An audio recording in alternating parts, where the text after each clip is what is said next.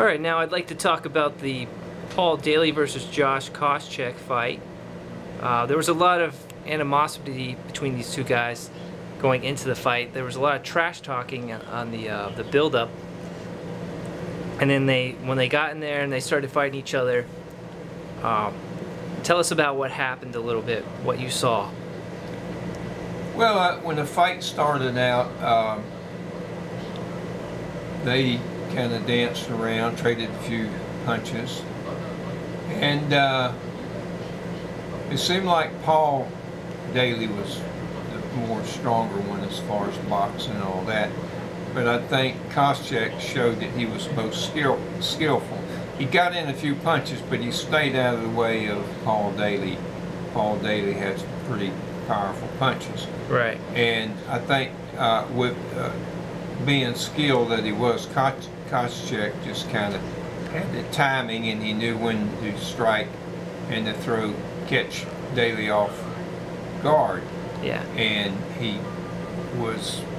a very powerful person for his size. I mean, he doesn't look that big. Yeah. But he just picked Daley up, just slammed him down. So you were impressed with Koscheck's athletic ability? Yeah, I was impressed by Koscheck's ability, and yeah. I just think that the impression I got was that Koscheck, through his skill, beat a stronger fighter, a more powerful physical opponent. Yeah. And I think that by his skill, he was able to handle Daley and frustrate him. Yeah. And there was nothing Daley could really do.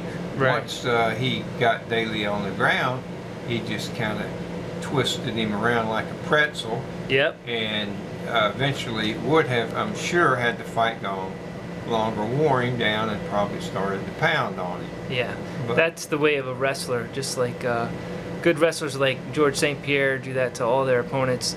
They can dominate the fight and control it by just wearing out their opponent and controlling the position. So that's what we saw. And Paul Daley was very frustrated, you could tell. And at the end of the fight, that controversial ending where Daley threw a shot after the bell had already rung. And then, of course, Daley was fired after that from the UFC. Do you think that's fair punishment to be banned the way he was? Yeah, I think so. Whenever somebody loses their temper like that after they had already lost the fight, I mean, once the bell is rung, and that's when fighters should shake hands and congratulate each other for the fight, and if it's over, it's over, and then they should lay down their weapons. So that was totally uncalled for, and I think certainly he should be fired. Yeah. That should never be tolerated. Mm-hmm. But it was a big win by Koscheck.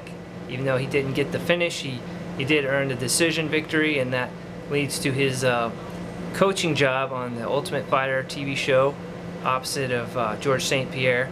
And he earns his title shot against George St. Pierre. Do you think he'll have a good chance, a good shot at him? I have no idea. I know George St. Pierre is a great fighter, and I think that Koscheck is determined and highly skilled, and both of them are. I have no idea. I couldn't say which one would win the fight. Koscheck was touting off that he would win the fight, and he was ready to fight him. But I don't really know. I haven't seen either one that much to lean one way or the other. Yeah. It will remain to be seen, and we look forward to that in anticipation. But going on to the main event, it was the title rematch at 205 pounds. Both the champion Lyoto Machida and Shogun Rua were ready to go up against each other. And going into this fight, I think Lyoto had a lot to prove, actually, that he had won the first fight. A lot of fans thought that he'd lost that first fight. So both of them were looking to settle the score, and what actually ended up happening was pretty fantastic. Tell us about the actual how it ended and what your thoughts were. I think Shogun Hua just basically is a more aggressive and more powerful, very strong striker with his fist and with his kicks. And I think that he pretty well dominated in the first fight. I think he should have been declared the winner because he had Makita was totally immobilized from all those powerful kicks in the leg. You could see him stumble around. Makita was stumbling around, and I don't know how he went on, but he somehow hung on, and he was declared the winner. But by I would, from my point of view, that he wasn't the winner. And I think when they came into this excellent fight, when they came into this next final fight, that Shogun was pretty much going to do the same thing he did, same tactics, and he was strong. And I think he'd already put the fear in Makita's mind. Makita had taken the biggest beating, and that kind of, I think he was pretty much intimidated. That was what I thought, and I think Makita tried a few quick moves, hoping that he would get lucky or something.